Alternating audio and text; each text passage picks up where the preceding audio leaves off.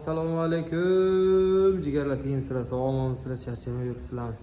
Mana bugungi xizmatlarimiz bir turnalik motorolarimizda 8 talik reduktor ustanovka qilib berdik.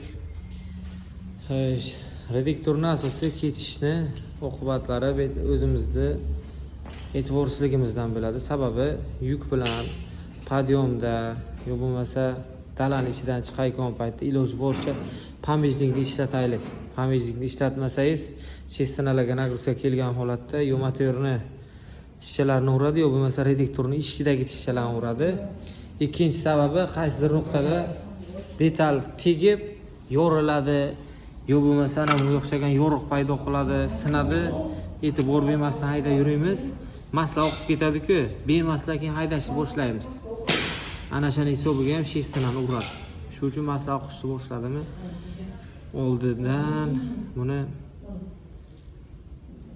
oldini olishni harakatini qilish kerak. Ya'ni kasallikni qismasi oshkor qilishni boshlagani bilan davolash kerak-da uni.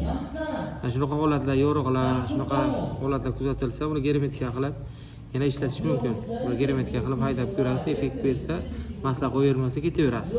Yo bo'lmasa masla qo'yaverishlar, ana bu salliklar ketsa ham masla qo'yaverishlar boshlanadi-da. Mana shu holatlarda bu salliklarni ham alishtirsangiz, yana dalish ketaverasiz. Bo'lmasa xuddi ana shunday sinish oqibatida kelasiz-da.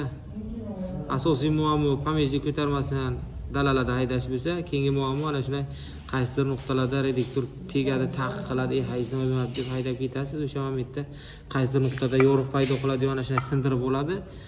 Ichidagi massa tushib qoladi. Keyin haydashda qizishlar, ishqalanishlar yuzaga keladi, ana shunday siniqlar bo'lib, sekingina kisangizdan normalligi nasuma o'yinga chiqib ketadi. Hech bo'lmaganda 600-700-800 atrofida minusga kirib qolasiz. Ehtiyot bo'lamiz.